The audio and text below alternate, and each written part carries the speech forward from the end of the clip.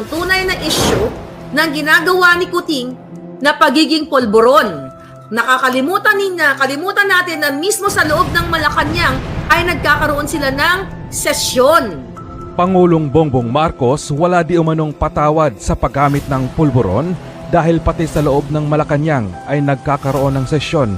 Ayon pa ito sa kilala at controversial na vlogger na si Maharlika. Matatandaan, pati si dating Pangulong Rodrigo Duterte ay nagsalita na totoong adik si Pangulong Marcos at katunayan nasa listahan umano ito ng PDEA sa gumagamit ng ipinagbabawal na gamot. Sa nangyayaring kaguluhan ngayon sa Marcos administration, isa sa itinuturing naging sanhi ay ang First Lady Lisa Marcos na ayon pa sa dating Pangulong Duterte ay gutom sa kapangyarihan kaya siya na mismo ang nagpapatakbo sa ating bansa. Dahil na rin sa bangag ang ating Pangulo, batay na rin yan sa akusasyon ng dating Pangulong Duterte. Komento pa nga ng mga dismayadong netizens, saan ba educated yan si Lisa Araneta, First Lady pero nambibelat in public, nang i-snub ng Vice President, tumatakbo pag-iwas sa mga reporters, nanduduraw pa daw yan ng tao. Diba sa elementarya pa lang, tinuturuan na tayo sa school ng GMRC, Good Manners and Right Conduct. Maraming pagkakataon na naipakita ni Lisa kung gaano siya kabastos. Naturing ang First Lady pa naman, indication yan na nakikialam siya sa pamamalakad sa gobyerno. Parang hindi abogada si Lisa Marcos. Kala niya siguro maganda ang asal niya pero madaming nainis pa-feeling. Mga kababayan, even so mainstream media, sabi ko sa inyo, takot sila dahil baka gurgurin sila. Sabi ko sa inyo, ang kapangyarihan ng taong bayan, ang inyong mga boses, ayan dapat. Sa sobrang daming kahayupan ng ginagawa ng gobyernong ito, yung pabayaan ni Kuting ang mga binaha, mas pinili niya ang mag-party, magpa-fireworks si Lisa, walang pakialam, milyon-milyon ang ginagamit sa fireworks, gigipitin ang mga empleyado, babayaran ang mga tao through People's Initiative, lilinlangin ang mga tao, lahat pakikipagsabwatan sa Bureau of Customs at yan sa Agriculture, lahat na mamayagpag ang mga kasamaan. Michael Ma, pagpapalaya nila sa mga sangkot sa droga, kaya naman broad daylight, palakad-lakad sa inyong mga kalye ang mga pulboronic. See? So, eto yung gustong pagtakpan ni Lisa para malipat ang atensyon, Maharlika, bayaran ng China, ganyan-ganyan. Kung sabi ko nga, kung bubuksan ninyo ang inyong mga kaisipan, mga kababayan, na sila ay may kapangyarihan para i-report dito sa Amerika na hoy, yung tao ninyong, yung Maharlika na yan, ay bayaran ng China. O, di ba? Malakas daw sila dito sa Amerika. Yan ang mga drama ni Lisa Smugs. Di ba? Kaya hindi sila natatakot na magkaroon ng people power. Dahil daw backup nila ang bayan ko. See that? Imagine nyo ang ginagawa ng mga to. So again, kung meron silang ebidensya kahit piso lang na binigay ni Martin Andanar, di ba? Bakit hindi nila dalhin yan dito sa gobyerno ng Amerika? Litisin nila ako na si Maharlika ay bayad ng China. But definitely, yaan ay pang lito lang para nga kalimutan natin ang tunay na issue ng ginagawa ni Kuting na pagiging polboron. Kalimutan natin na mismo sa loob ng Malacanang ay nagkakaroon sila ng sesyon. 'Di ba? Dahil sobrang grabe yung naging impact nung speech ni Pangulong Duterte na sinabi niya na si Bongbong Marcos Jr. ay isang vangag at kanyang asawa ay pakialamera sa lahat ng bagay at lahat ng kapalpakan yun na nasa kanila.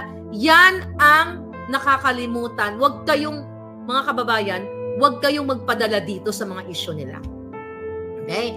Dahil kung si Maharlika ay bayad ng kahit sino man o ng China na lang kasi may raming pera ng China, hindi na po tayo, dapat ngayon ay hindi na tayo nagtatrabaho. Dapat wala na. Okay? Nag-enjoy na lang tayo. We travel the world. Like siguro, araw-araw nandoon ako kung saan-saan. But I can travel the world even hindi tayo bayaran ng China. Di ba? Nagaling mismo sa pinaghirapan natin. So ito ay mga distraction. Okay? To distract that, kung ang target ko ay si Lisa Smugs at ang Kuting ng Norte sa kanilang mga kahayupan, ang target nila ay ako at saka si Sas. Kasi yung kami parang yung pinaka, although lahat naman majingay, yung iba lang, mga lata. You know? Mga lata. Pero kami talaga kasi very, kumbaga, natitrending eh. Kumbaga, imagine mo may kanta na ngayon na pulburon. Di ba? Nakita nyo? Yung kantang, meron na palang kantang pulburon, meron na palang tambalostos na kanta. So, yung mga words natin dito, okay, yung mga pinapa-viral, pinapa-trending natin, niyayakap ng taong bayan. Kumbaga, nagkakaroon ng impact. So, yan.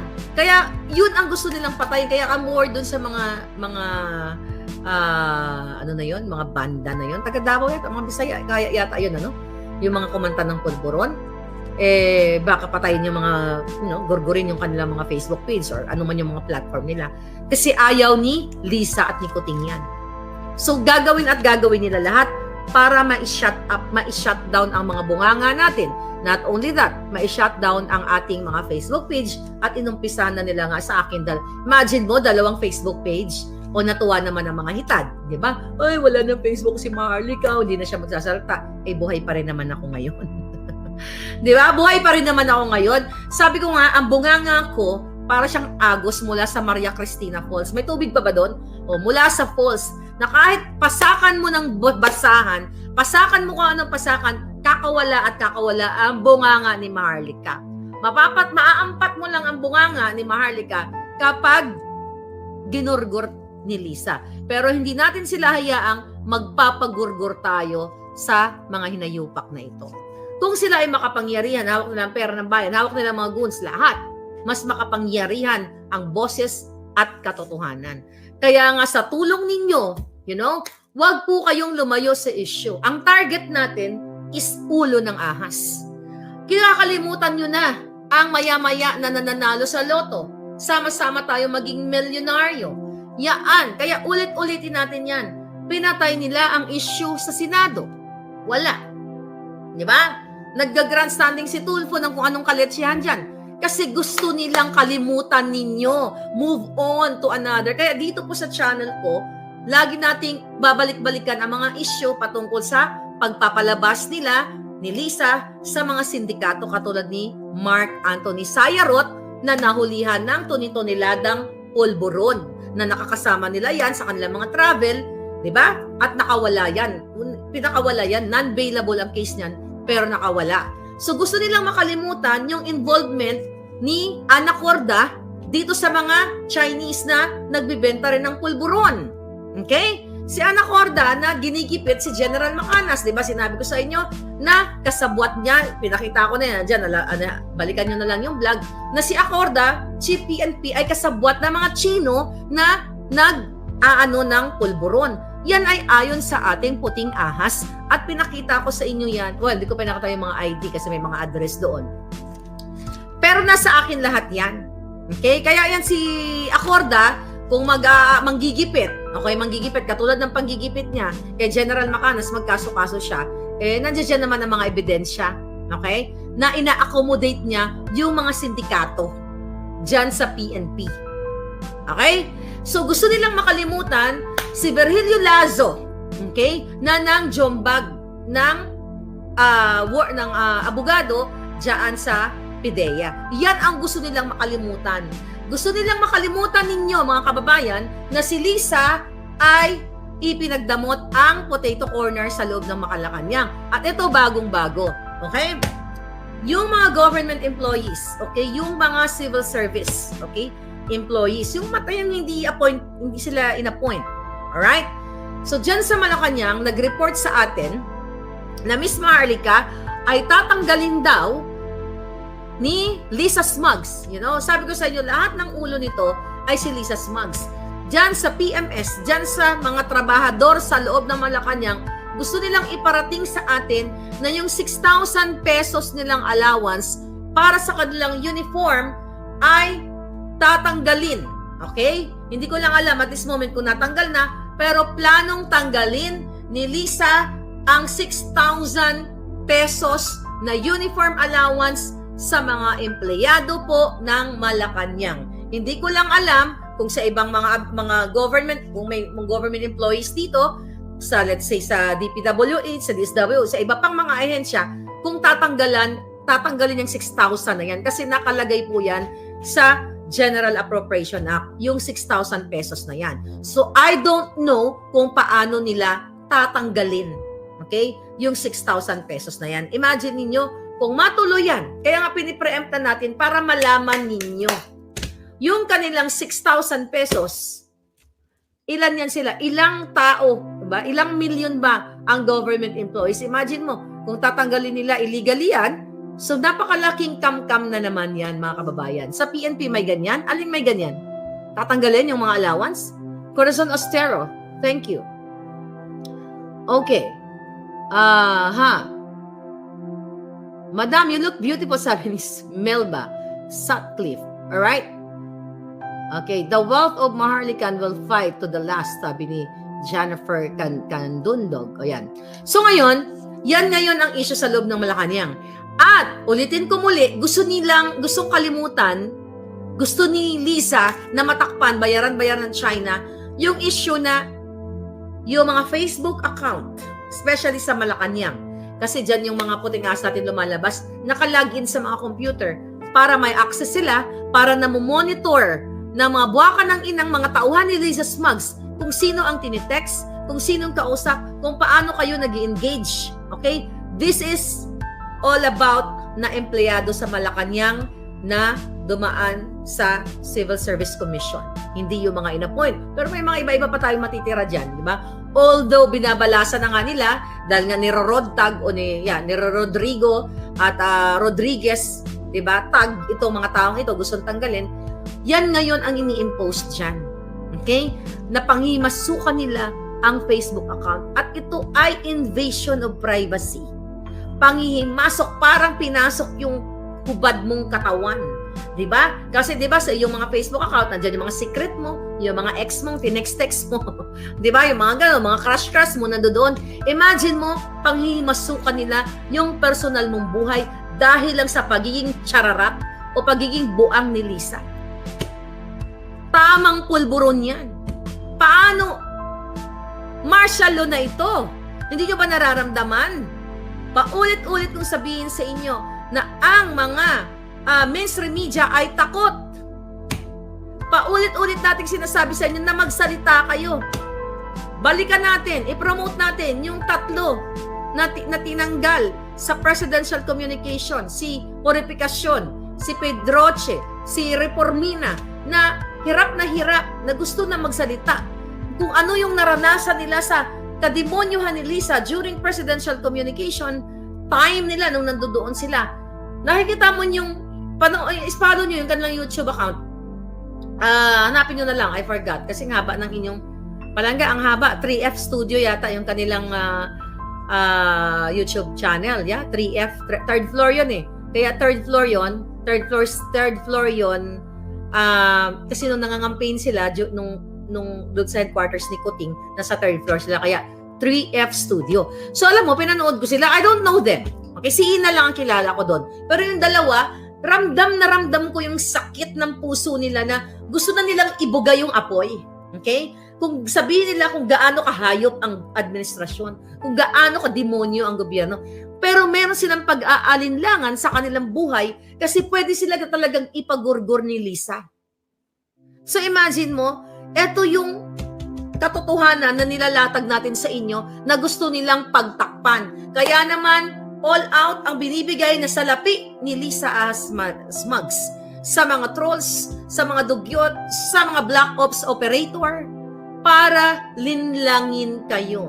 So yung nakikita ninyong narrative na pinababango si Kuting, si Lisa, si Tambalostos, this is all paid ni Ahas. Okay? The only thing na hindi paid dito, yung bunganga ko at ang mga kamay ninyo at ang mga boses ninyo. Ito po yung katotohanan.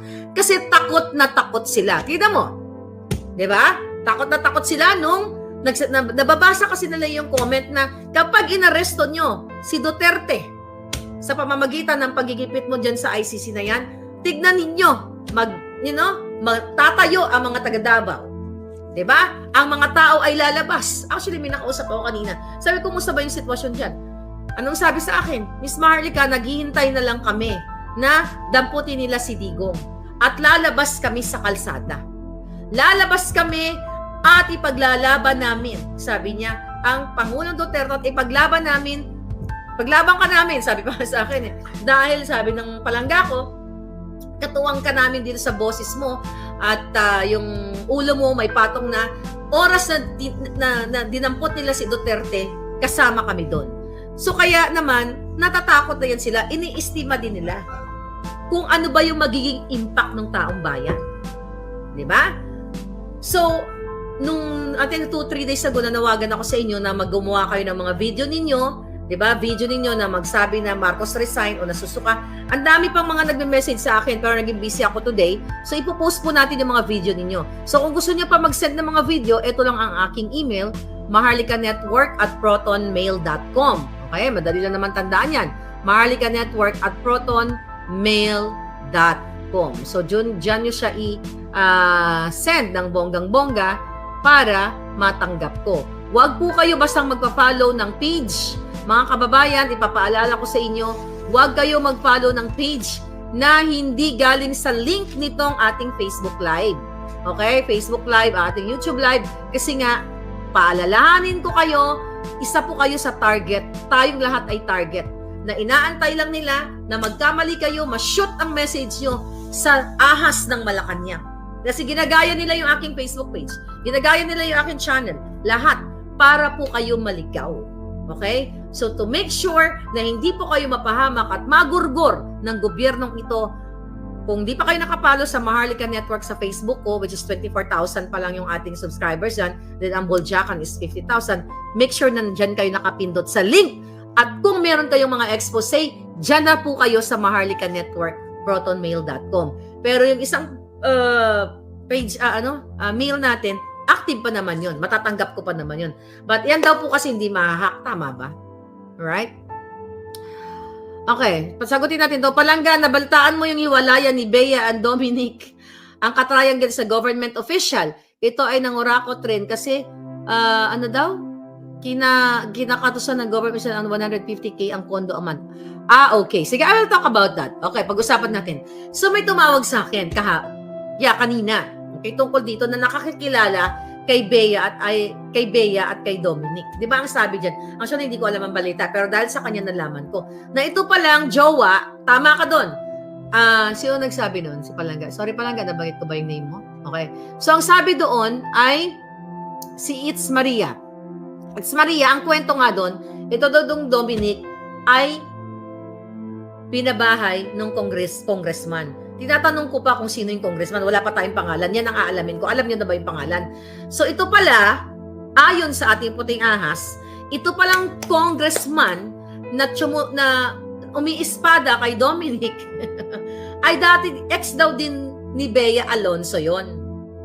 Okay? Ex daw yung congressman na yon na chumutsupapu. Chumutsupapu. Dito kay Dominic, Diyos ka ba, ito kasi si Maria eh. Chumutsupapu. Yeah, binabahay. Ay, ex daw yun ni Bea. Then, ang balita, di ba, parang pinaimbestigahan. Baka daw si Salceda. Sabi, meron ba? O, hindi ako nagsabi niyan, ha? Ay, pwede. O, di ba? Baka daw si Sandra. Ay, hindi ko alam. O, kasi ACDC yun, eh. May lumpas na ba na pangalan? Oy, backdoor din pala. Oo, sabi ni Cotton Fin. May nag-chika boom sa akin. Sabi ni Christopher, hindi ko alam eh. Hindi ko alam yung talagang mga balita. Pero nag-chika boom saan kilala si Bea. At naniniwala ako sa kanya na kilala ni si Bea. Kasi taga-showbiz din ito. Sabi ko, grabe naman, may ganun. Kasi ayoko sana pag-usapan. But since you are right, kung ito ay galing sa pera ng bayan, ay buha ka ng inang, wala palang kwenta itong lalaki ni Bea Alonzo. Dahil, pinagkikitaan, Chupapuy. Si Chupapuy. Sabi ni Sesame si Chupapuy daw. Ano ba balita? Okay, madam, parang ubi halaya. Ako? Oo, ubi halaya talaga tayo Palangga. Parang ubi ba? Diba? Siyempre, dapat may mga ganun. Dapat isusuot ko to sa Disneyland para Disney Princess diba? Disney Princess ang drama ko. Di ba ganito? Sino nga ba? Sino yung Disney Princess na naka-purple? Magsulat kayo dyan. Diba? Chubaboy. Si Rachel natatawa, okay? So, nakita niyo kung gaano kadumi. Okay, gaano kadumi. Kung totoo man yun, hindi natin alam kasi pinaimbestigahan pa lang. kung totoo man yun na chinutsupapoy, okay?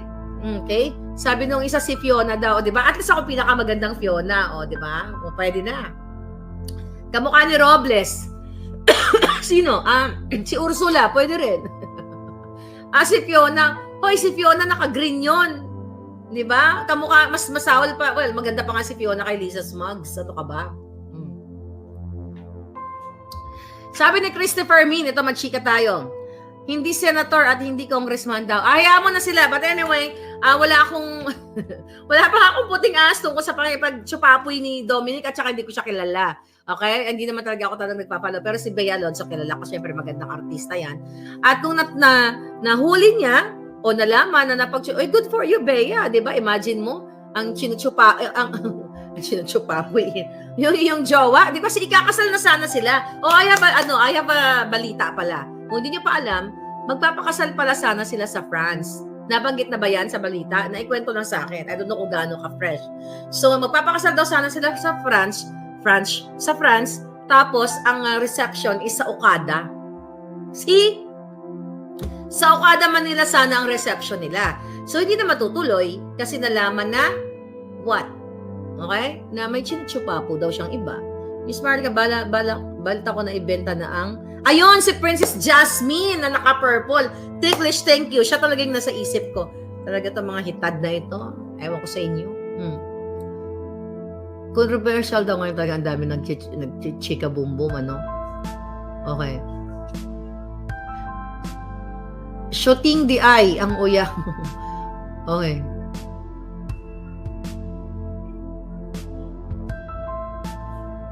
Okay. Sabi dito, Bea, Miss Marley, good evening. Not related to topic now. Tanong ko lang, yung sabi mo nahiwalay si Jahas at Kuting 1 year na, sino ang nagpabalik kay Jahas dahil tatakbo si Kuting sa 2022 election? That's a good question. Kahit naman din magkahiwalayan sila sa kwarto kasi si Kuting nasusuka na yan sa kipay ni Lisa. Magkahiwalayan sila sa Malacanang. Sino nagpabalik? That's a good question, ano? Parang nabanggit sa akin. Hayaan mo alalahanin ko sa dami ng information para kunyari buo sila. Okay? Buo sila ni Lisa Smugs. Pero you know what? Itong mga pangyayari ngayon dyan, dapat talaga magsalita na si Amy Marcos. Magsalita na siya na ibukilin na si Lisa. Kaya nga, hanggat hindi niya, di ba si Madam Butterfly, sabi ni Cotton Fin 25. Yung mga nakaraan yata, pinaaayos sila. Pero dun sa I forgot pa lang alalahanin ko yung chika. So, si Kuting, mayroon niyang pag-ibig na tunay. Kaso lang may jowa na rin. Di ba nilabas ni Daryl Yap? Pangalanan na natin, si Kristen Duque. Pinangalanan ni Daryl Yap. Di ba? Si Ting Ting Duque yung nirepost niya yung post ba yun ni Bea Alonzo something.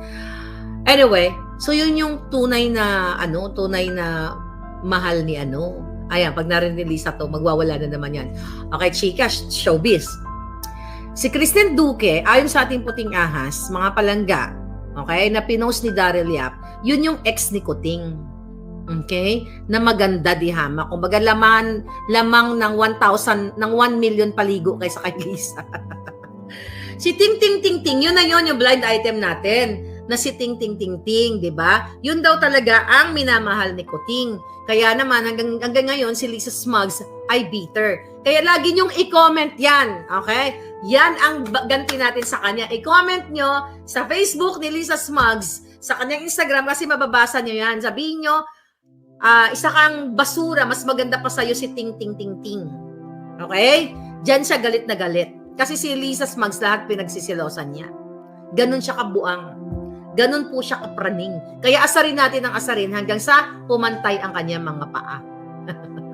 Sa mga asarin niya, sasabi mo, oy, sabi ni Maharlika, lamang daw si Ting Ting Ting Duque sa'yo ng 1 million na paligo. Kasi si Lisa naliligo siguro sa basakan. Sa basakan naliligo ang hitad. Alright? Okay. Ting Ting Ting Ting. Si nanay natawa ng tawa, si Marivic Tajama at si Joseph Milan nandito. Okay? Ba, okay pa ni ahas. Oo, kasi ano yan, amoy jalak, tsaka amoy nicotine, mga palangga. O, may sabihin ako sa inyo, mga palangga, meron magiging bago dito sa ating channel, Maharlika Network News Edition. Nalala nyo, no panahon ng pandemic, nag-newscast tayo dito, pero meron tayong twist.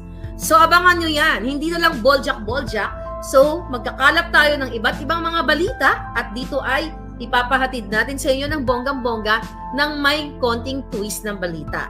It's like mainstream, pero mayroong katatawanan. Diba? Gusto nyo ba yon? Maharlika News Network Edition.